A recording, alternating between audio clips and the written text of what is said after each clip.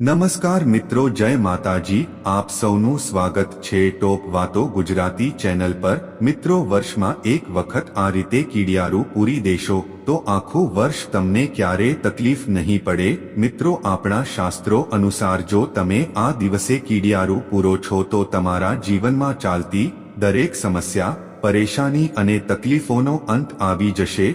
તેમજ આ રીતે કીડિયારું પૂરવાથી કોઈ પણ વ્યક્તિના જીવનમાં ચાલતી ગમે તેવી પનોતી હશે તો તે પણ દૂર થઈ જશે. મિત્રો, આ ઉપાયને ચૈત્ર મહિનાના ખાસ દિવસે અને ખાસ સમયે તમે કરી શકો છો. મિત્રો, તમારે કીડિયારું પૂરવા માટે જે ઉપાય કરવાનો છે તે જણાવીએ તે પહેલા, જો તમે માતા લક્ષ્મીના અને તમારા કુળદેવી માના આશીર્વાદ પ્રાપ્ત કરવા માંગતા હોવ તો આજના વિડીયોને એક લાઇક, શેર કરીને ચેનલને સબસ્ક્રાઇબ કરવાની સાથે સાથે બેલ આઇકન પર પ્રેસ કરજો અને કમેન્ટ બોક્સમાં સાચા હૃદય ભાવપૂર્વક જય માં લક્ષ્મી અને તમારા કુળદેવી માનું નામ ચોક્કસ લખજો. મિત્રો, આપણા હિન્દુ કેલેન્ડર મુજબ ચૈત્ર મહિનાની શુક્લ પક્ષની પૂર્ણિમા એ હિન્દુ નવા વર્ષની પ્રથમ પૂર્ણિમા છે અને તેને ચૈત્રી પૂર્ણિમા અથવા ચૈતી પૂનમ તરીકે પણ ઓળખવામાં આવે છે. મિત્રો, દિવસે ભગવાન શ્રી વિષ્ણુ અને માતા લક્ષ્મીજીની પૂજા કરવામાં આવે છે. તેથી આ દિવસે ચંદ્રદેવ 16 કળાઓથી પૂર્ણ થાય છે. આ દિવસે ગંગા સ્નાન અને દાન પણ કરવામાં આવે છે અને સૌથી ખાસ વાત તો એ છે કે આ દિવસને હનુમાન જન્મોત્સવ તરીકે પણ ઉજવવામાં આવે છે. મિત્રો, આ દિવસે ચંદ્રોદયનો સમય શું હશે, કયા દિવસે થશે પૂર્ણિમાનું વ્રત અને સ્નાન દાન? આ વખતે ચૈત્ર પૂર્ણિમા પર ભદ્ર યોગ બની રહ્યો છે. આ યોગનું નિર્માણ સંધ્યાકાળ 4:25 થી શરૂ થશે.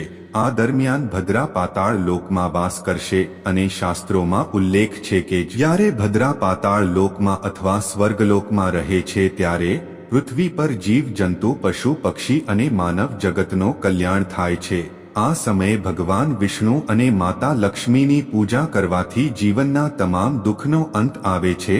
તેમજ સાથે સાથે માતા લક્ષ્મીની કૃપાથી ઘરમાં સુખ, શાંતિ અને ધનની પ્રાપ્તિ થાય છે. હવે મિત્રો, આપણે જાણીશું કે કીડિયારું કયા સમયે પૂરવું જોઈએ અને કીડીઓને શું ખવડાવવું વધુ શ્રેષ્ઠ છે જેથી કરીને વ્યક્તિ વધુ શ્રેષ્ઠ પુણ્ય પ્રાપ્ત કરી શકે.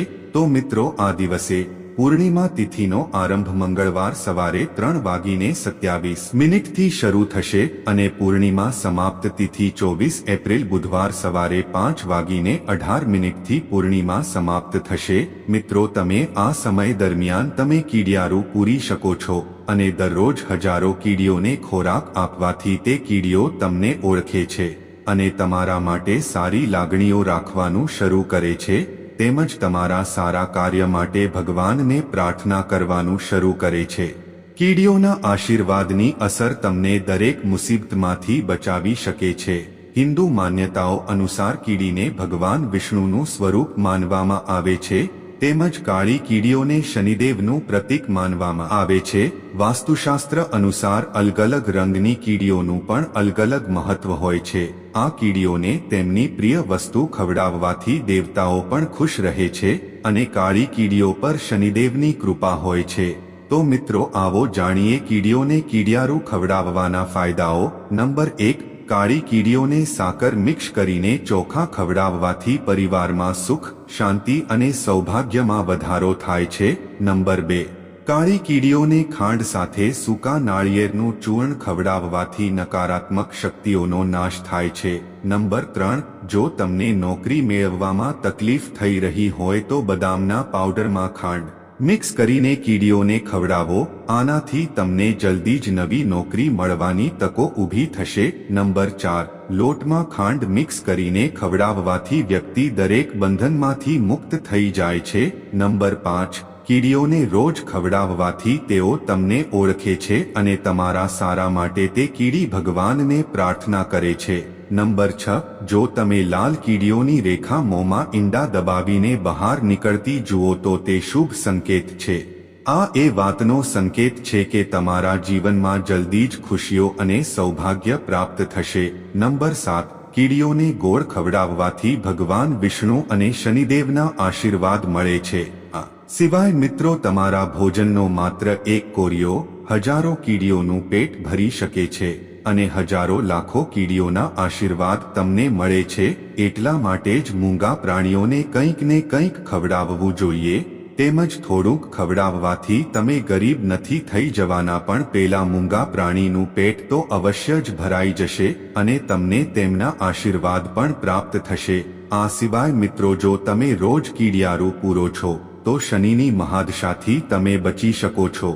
અને જો તમારી કુંડળીમાં રાહુ કેતુ અવળો થયો હોય તો તેના પ્રકોપથી પણ તમે બચી શકો છો અને તમારા બગડેલા દરેક કાર્યમાં ધીરે ધીરે સુધારો થવા લાગશે. તેમજ તમારી આવતી દરેક મુશ્કેલીઓ દૂર થશે. તો મિત્રો, હંમેશા ધર્મના કાર્યમાં આપણે સૌ કોઈએ આગળ વધતું રહેવું જોઈએ. તેમજ કીડીઓને કીડિયારું પણ પૂરતું રહેવું જોઈએ. તેમજ દરેક મૂંગા પ્રાણીઓને કટકો રોટલો કે અનાજનો દાણો આપતું રહેવું જોઈએ, જેથી પરમ કૃપાળુ ઈશ્વરની કૃપા અને આપણા ઈષ્ટ દેવી દેવતાઓની કૃપા આપણા ઉપર હંમેશા માટે બની રહે. તો મિત્રો, આશા રાખીએ છીએ કે આજનો વિડિયો તમને ગમ્યો હશે અને જો વિડિયો ગમ્યો હોય તો વિડિયોને એક લાઇક, શેર સાથે ચેનલ પર નવા હોવ તો ચેનલને સબસ્ક્રાઇબ કરીને બાજુમાં આપેલ બેલ નોટિફિકેશનને દબાવી દેજો, જેથી કરીને અમારા આવતા દરેક વિડિયોની નોટિફિકેશન આપ સર્વ મિત્રોને સૌ પહેલા મળી રહે. તો મિત્રો, ફરી મળીશું એક નવા વિડિયો. ત્યાં સુધી આપ સૌને જય માતાજી, જય શ્રી કૃષ્ણ, હર હર મહાદેવ.